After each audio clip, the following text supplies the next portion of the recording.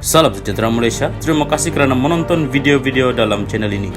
Sebelum kita mula, jangan lupa untuk tekan tombol subscribe, share, like, dan komen. Let's go! Salam sejahtera dan salam perpaduan berita seterusnya. PAS yang sebenarnya miskinkan Kedah, Kelantan, Terengganu. Berita penuh. Menteri Besar Kedah Muhammad Sanusi MD Nor diminta bermuhasabah diri selepas mengeluarkan kenyataan mendakwa negeri jelapang padi itu diarahkan menjadi miskin. Anggota Dewan Undangan Negeri Adun Permatang Pasir Faiz Fadzil berkata, PAS sepatutnya belajar bertanggungjawab ke atas kemiskinan dan kemunduran negeri Kelantan, Terengganu dan Kedah. Katanya, keadaan itu memaksa anak-anak muda merantau ke negeri-negeri lain, termasuk Pulau Pinang yang menjanjikan peluang pekerjaan. Walaupun Pulau Pinang lebih kecil daripada ketiga-tiga negeri ombak hijau itu, namun pembangunan ekonomi Pulau Pinang jauh lebih baik dengan rekod pertumbuhan ekonomi tertinggi dalam negara pada tahun 2021 pada kadar 6,8% di saat krisis ekonomi akibat pandemik COVID-19. Sumbangan kepada KDNK pula meningkat kepada kadar 7,1% bagi tahun yang sama. Kenyataan Muhammad Sanusi baru-baru ini kononnya Kedah diarahkan menjadi miskin hanyalah cubaan untuk menutup kelemahan kepimpinan PAS menjelang pilihan raya negeri PRN tidak lama lagi, katanya dalam kenyataan hari ini. Terdahulu Sanusi mendakwa pentadbiran Kedah sama ada yang sekarang atau sebelum ini tertakluk kepada dasar persekutuan dalam hal penggunaan tanah dan itu membawa kepada kadar kemiskinan yang tinggi di negeri itu. Katanya, negeri terbabit memiliki kawasan yang luas tetapi diarah untuk menanam padi yang disifatkannya sebagai tanaman paling murah.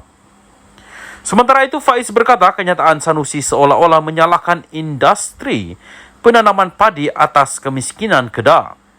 Katanya, kenyataan itu ibarat menyalahkan pesawat atas kemunduran negeri itu yang menurutnya berpunca daripada kegagalan pentadbiran PAS sendiri.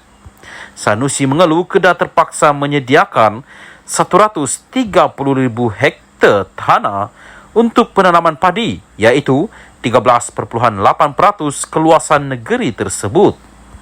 Namun ini tidak jauh berbeza berbanding Pulau Pinang di mana tanah seluas 12,100 hektar ditanam padi, iaitu 11,5% daripada jumlah keluasan negeri Pulau Pinang. Lebih mengagumkan, Pulau Pinang mencatatkan purata penghasilan padi tertinggi di Malaysia pada tahun 2022 mengalahkan Kedah.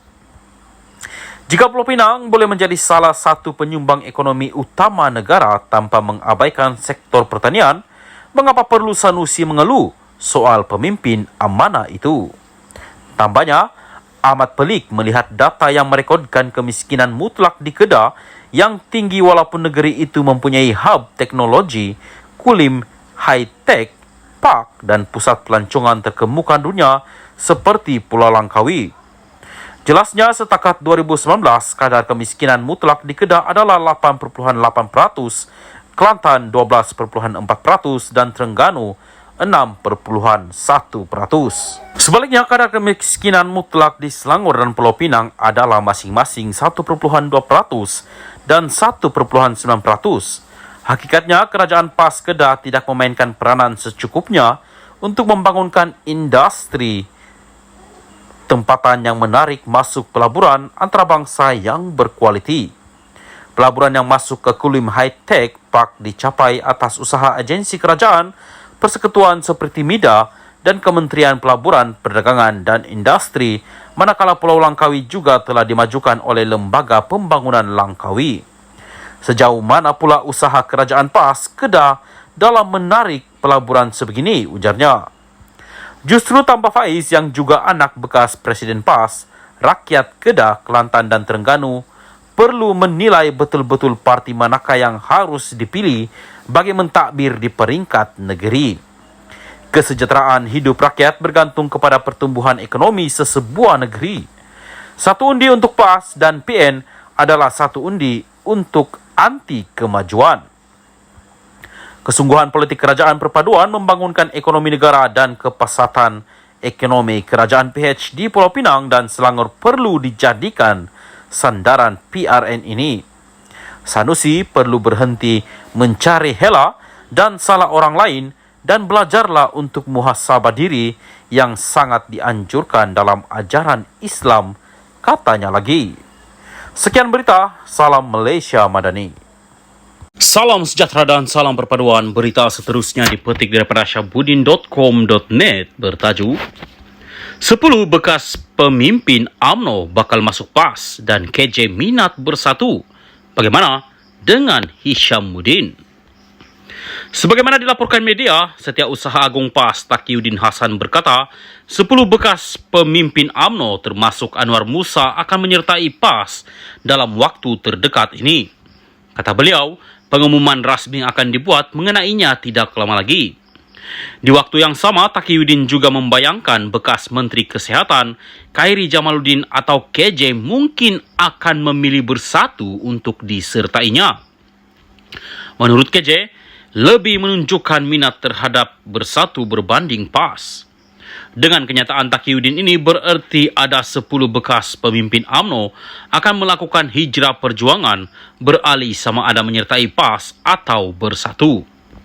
Adalah dijangka mereka yang berbuat demikian itu ialah mereka yang telah dipecat dan digantung keahlian daripada UMNO serta mereka tidak dipilih sebagai calon BN dalam PRU 15 yang lalu.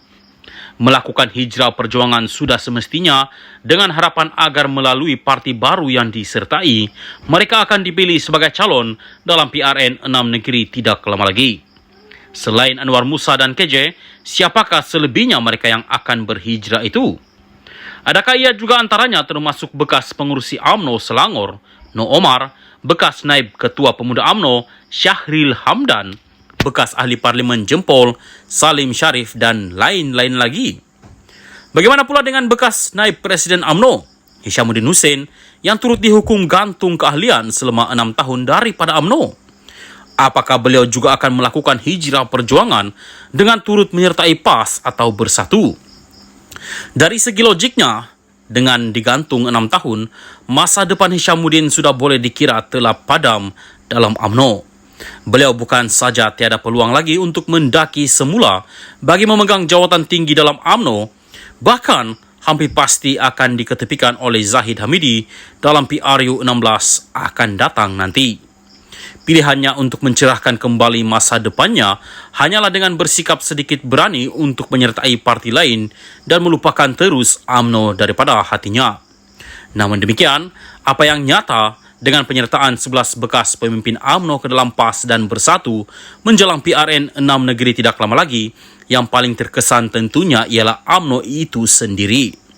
Pengaruh bekas pemimpin itu akan membuatkan UMNO akan terus kalah di kerusi atau negeri yang mereka tidak menang, malah akan mengencam kedudukan di kawasan yang sebelum ini mereka menang.